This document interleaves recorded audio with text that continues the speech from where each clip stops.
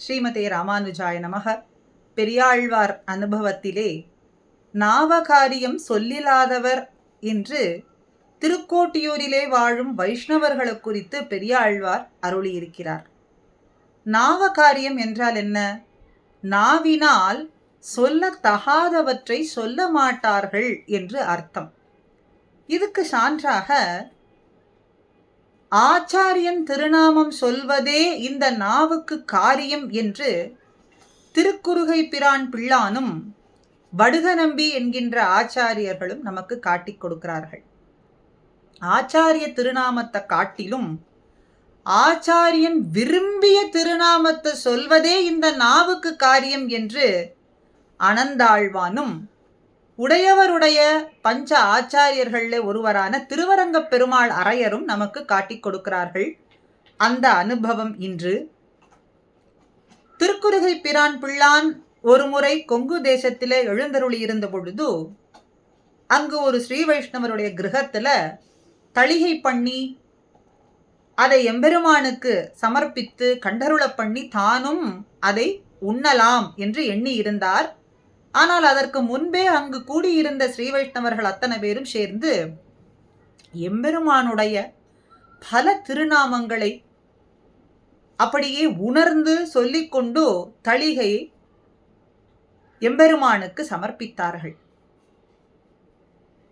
நாவுக்கு இனிமையாக தேனும் பாலும் கண்ணலும் அமுதும் போன்று ஆச்சாரியனுடைய திருநாமம் இருக்க, ஆச்சாரிய திருநாமத்தையே சொல்லாமல் பகவன் நாமாவை மட்டுமே சொல்லிக் கொண்டிருக்கிறார்களே, இது நாவ காரியம் அன்றோ? நாவுக்கு உகந்த காரியம் இது அன்று அப்படின்னு திருக்குறுகை பிரான் பிள்ளான் நினைத்து ஆச்சாரிய அபிமானம் இல்லாத கிரகத்துல உண்பது என்பது உச்சிதம் கிடையாதுன்னு சொல்லி அந்த கிரகத்தை விட்டு சென்று விட்டார். இதே போலே வடுகநம்பி சுவாமி எம்பெருமானாருடைய அத்தியந்த சிஷ்யர்களிலே ஒருவர். சுவாமி மணவாள மாமுனிகளும் வடுகநம்பி தன்னிலையை தந்தருள வேண்டும் எதிராசான்னு பிரார்த்திக்கின்றார்.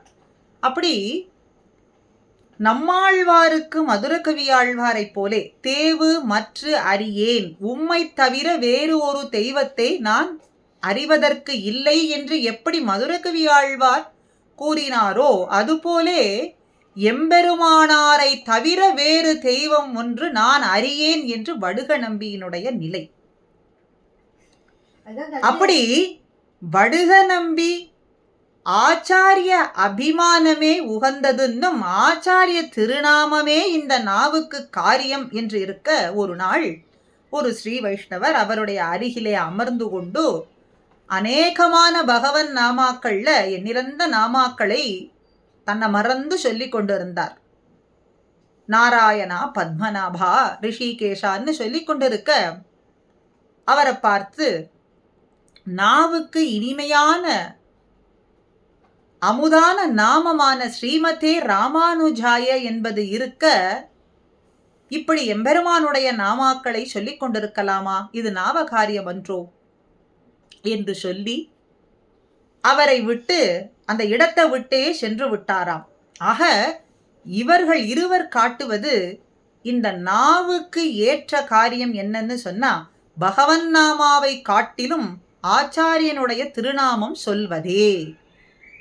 ஆச்சாரிய திருநாமத்தை விட்டு எம்பெருமானுடைய நாமத்தை சொன்னாலும் அது ஏற்புடையது அல்ல என்று இவர்கள் காட்டிக் கொடுக்கிறார்கள். அதே அனந்தாழ்வான் அவரும் ராமானுஷர் உடையவரினுடைய சிஷ்யர்களுளே அந்தரங்க சிஷ்யராவார். அவருடைய ஆக்ஞை பேரிலே திருமலைக்கு சென்று நந்தவனம் அமைத்து திருவேங்கடமுடையானுக்கு கைங்கரியங்கள்லாம் செய்து வந்தவர். அவர் திருநாமம், ஆச்சாரியன் உகந்த திருநாமம் எது என்று பார்க்கும் பொழுது பராசர பட்டர், சுவாமி கூரத்தாழ்வானினுடைய திருக்குமாரரான பராசர பட்டர் விரும்பிய நாமம் எதுன்னு கேட்க அழகிய மணவாளப் பெருமாள் என்ற பதில் வந்தது. இது எம்பெருமானுடைய நாமத்தை சொல்றது, ஆச்சாரியன் உகந்த நாமத்தை சொல்வது என்பது ஒரு ஸ்திரீயானவள் பதியினுடைய நாமத்தை சொல்வது போலே அல்லவா? இது ஸ்வரூப விருத்தம் ஆகாதா?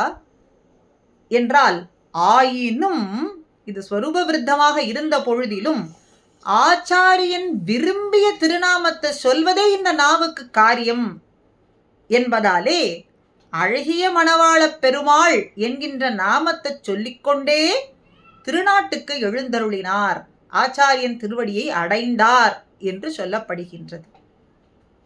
ஆக சுவாமி பராசர பட்டர் விரும்பிய நாமம் அழகிய மணவாளப் பெருமாள் என்கின்ற நாமத்தை அனந்தாழ்வான் சொல்லிக்கொண்டே திருநாட்டுக்கு எழுந்தருளினார் என்றும், பஞ்ச ஆச்சாரியர்கள் சுவாமி ராமானுஷருக்கு அதிலே ஒருவரான திருவரங்கப் பெருமாள் அரையர் அவருடைய அந்திம தசையிலே உடையவர் அவரிடத்துல தேவரீர் திருவுள்ளத்துல நினைத்து கொண்டிருக்கக்கூடிய நாமம் எது என்று கேட்க, எம்பெருமானுக்கு அநேகமான திருநாமங்கள் உண்டு. ஆன பொழுதிலும் கூட திருவரங்கம் என்கின்ற நாமம்தான் எத்தனை அழகு. திருவரங்கம்னு சொல்லும் பொழுதே நம்முடைய உடலானது அப்படியே உருகி விடுகின்றது, கண்களிலிருந்து கண்ணீரானது பெருகுகின்றது, நெஞ்சு இடிந்துகும் கண் சுழலும் என்று சொல்றது போல பெரியாழ்வார் காட்டிக் கொடுப்பது போலே அப்படியே நாம் அவனிடத்திலே ஒன்றி விடுகின்றோமே. இந்த திருவரங்கம் என்கின்ற திருநாமத்துக்குத்தான் எத்தனை அழகுன்னு சொன்னாராம். அதை கேட்டு தன் ஆச்சாரியன் விரும்பிய திருநாமமான திருவரங்கம் என்பதிலேயே உடையவரும் மிகுந்த விருப்பம் கொண்டிருந்தாராம். இதையே ராமானுஷ நூற்றந்தாதியிலே அமுதனார் பொன்னரங்கம் என்னில் மயலே பெருகும் இராமானுஷன், அரங்கம் என்று சொன்னாலே மயலே பெருகி விடுவார், மயலே பெருகிவிடும் ராமானுஷருக்கு. ஆக ஆச்சாரியன் விரும்பிய திருநாமமே இந்த நாவுக்கு காரியமாய் அமைந்திருக்கு என்பத அனந்தாழ்வாரும் சுவாமி ராமானுஷரும் காட்டிக் கொடுக்கிறார்கள். ஆக ஆச்சாரியன் திருநாமமோ ஆச்சாரியன் உகந்த திருநாமமோ இந்த ஆச்சாரியர்கள் காட்டிக் கொடுத்திருப்பது படி நாமும் அந்த நாமத்தை சொல்லிக் கொண்டிருப்பதே இந்த நாவுக்கு காரியமாகும்.